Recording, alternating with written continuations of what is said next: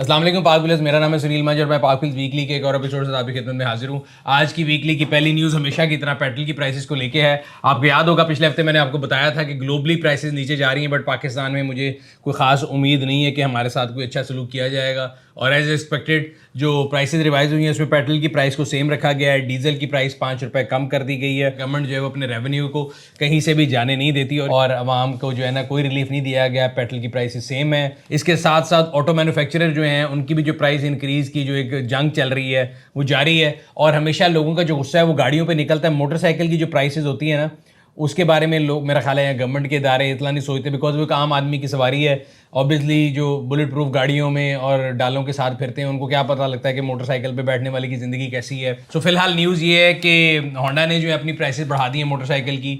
और उसके अलावा एक और अगर मैं आर्टिकल पढ़ूँ तो होंडा के बाद यामाहा और यूनाइटेड इन्होंने भी अपनी प्राइसेस बढ़ा दी हैं और तकरीबन 15,000 रुपये के करीब ये इजाफा है, जो कि बहुत ज़्यादा इजाफा है। हम अक्सर सुनते आ रहे हैं, बल्कि अब तो मेरा ख्याल है मुझे याद नहीं पड़ता कि कब वो प्लांट खुले थे। हर अगले रोज़ कोई ना कोई प्लांट बंद हो रहा होता है।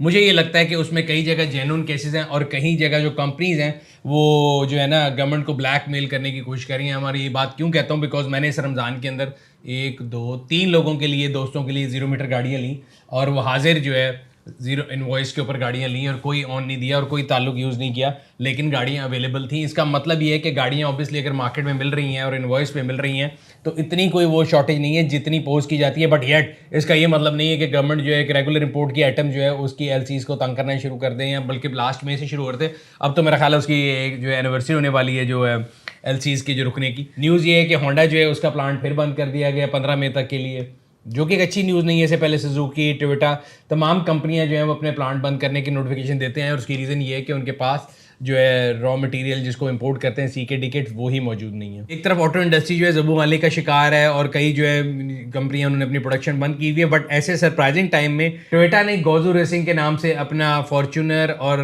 जो है रेवो वो निकाला। फिर अभी उन्होंने एक और ट्रिम निकाला है अपने यारिस के अंदर एरो के नाम से। मैं ये कल सोच रहा था कि अगर किट्स नहीं आ रही तो ये गाड़ियाँ कैसे बन रही हैं। अगर ये गाड़ियाँ बन रही हैं तो किट्स आ रही हैं बट लिमिटेड क्वांटिटी में आ रही हैं।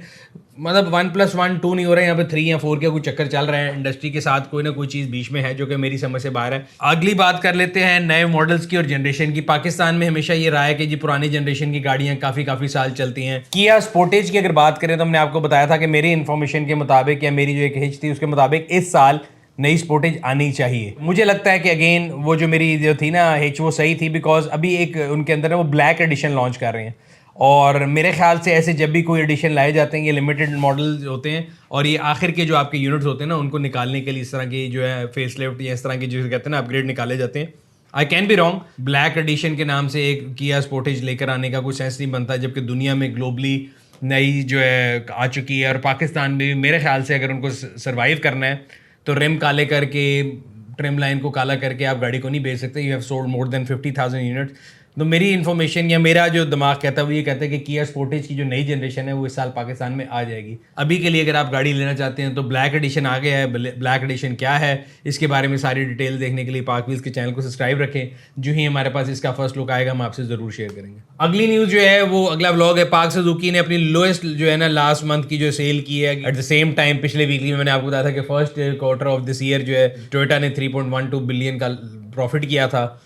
एक ही इंडस्ट्री की 2 फिगर्स हैं, अगर एक प्रॉफिट कर रहा है दूसरा लॉस कर रहा है, कोई ना कुछ गेम है। तो अगली न्यूज़ जो है वो आरडी के बारे में। आरडी जो है बेसिकली रेगुलेटरी ड्यूटी होती है। तो मैं क्लियर कर दूं, काफ़ी लोगों को परेशानी थी, मैंने पिछले वीकली में भी बताया था। तो रेगुलेटरी ड्यूटी जो होती है वो इंपोर्टेड गाड़ियों पे होती है, तो लोकल गाड़ियों पे नहीं है। मेरी एक वीडियो है जो कि पिछले साल मैंने बनाई थी और इत्तेफाक से मैं दे रहा था, मैंने कल वही कपड़े पहने थे तो मेरे पास कपड़ों की कमी है। वही कोटी वही शलवार कमीज मैंने कल पहनी हुई थी और मुझे किसी ने भेजी कि आपने वीडियो बनाई है कि टोयोटा की प्राइसेस कम हो गई। मैंने कहा ये ख्वाब मैं रोज़ रात को देखता हूँ, लेकिन जब मैं सुबह उठता हूँ तो पता लगता है प्राइसेस और बढ़ गई हैं। तो लोकल गाड़ियों की प्राइसेस पे इस पर कोई इंपैक्ट नहीं है।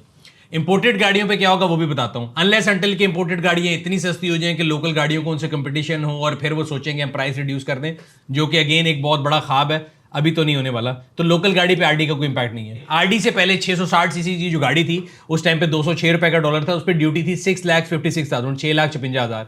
जब आरडी लग गई तो वो गाड़ी की ड्यूटी 25,36,000 हो गई। मतलब जितने की लोकल 660 सीसी गाड़ी है उससे ज्यादा ड्यूटी होगी थी। लोगों ने गाड़ियां मंगाना छोड़ दी या जिनकी गाड़ियां पोर्ट पे आई हुई थी उन्होंने क्लियर नहीं कराई। फिर गवर्नमेंट ने एक और स्टेप लिया, उन्होंने जीएसटी 17 से 25% कर दी। तो वो जो ड्यूटी थी वो 25-36 से 27,50,000 हो गई। फिर वही सूरत हाल रही, लोगों ने जो है गाड़ी क्लियर नहीं कराई और ये आरडी हटनी थी फरवरी में जाके, उन्होंने फिर एक्सटेंड कर दिया। अब ये जाके तकरीबन मार्च के एंड पे जाके आरडी हटी है। आज अगर आप 660 सीसी गाड़ी क्लियर कराएंगे तो उस पर ड्यूटी तकरीबन 10,43,000 है, यानी 10.5 लाख।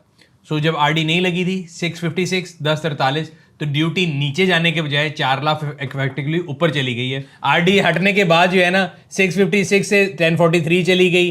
अगर आप 990 सीसी गाड़ी बात करें, वो 863 ड्यूटी थी, वो 1358 हो गई। इस टाइम के अंदर काफ़ी लोगों ने फोर्स सेलिंग भी की, कई इंपोर्टर भी थे जो परेशान थे, उन्होंने भी भेज दी।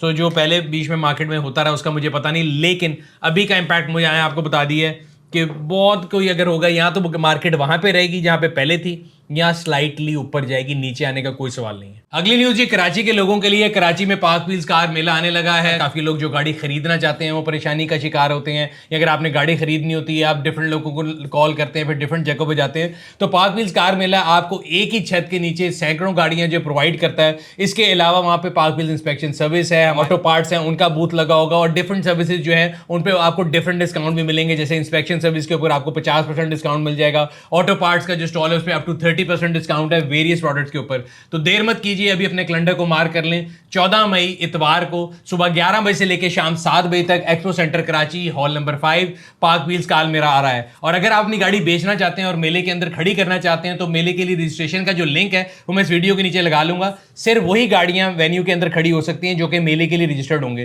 पहले आइए पहले पाइए की बुनियाद के ऊपर वो गाड़ियां खड़ी की जाती हैं। आखिरी वक्त पे ट्रबल से बचने के लिए सबसे पहले अपने स्लॉट को बुक कराएं, तो इंशाल्लाह ताला मैं भी वहां पे जरूर रहूंगा और आप लोगों से मुलाकात होगी।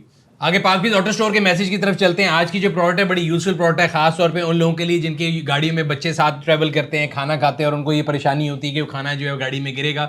सो ये एक मल्टीपर्पज़ ट्रे है जो कि एक कप होल्डर भी है, और उसमें आप बच्चों के साथ गाड़ी में इसको फिट करके खाने के लिए ट्रे भी बना सकते हैं और आपकी गाड़ी जो है वो गंद और कचरे से बच सकती है। अगर आप इस प्रोडक्ट को ऑर्डर करना चाहते हो, नीचे लगे हुए लिंक पर क्लिक करके इस ऑर्डर को जो है प्लेस कर सकते हैं। इसके अलावा अगर आप गाड़ी के ऑटो पार्ट्स एक्सेसरीज में इंटरेस्ट रखते हैं तो और डेमो वीडियोज़ देखना चाहते हैं इन प्रोडक्ट्स के बारे में, तो हमारे ऑटो स्टोर का जो मेन यूट्यूब चैनल है उसका भी मैं लिंक लगा दूंगा, उसको आप सब्सक्राइब कर सकते हैं। आखिर में पब्लिक सर्विस मैसेज की तरफ चलते हैं। तो पब्लिक सर्विस मैसेज भी इससे रिलेटेड है।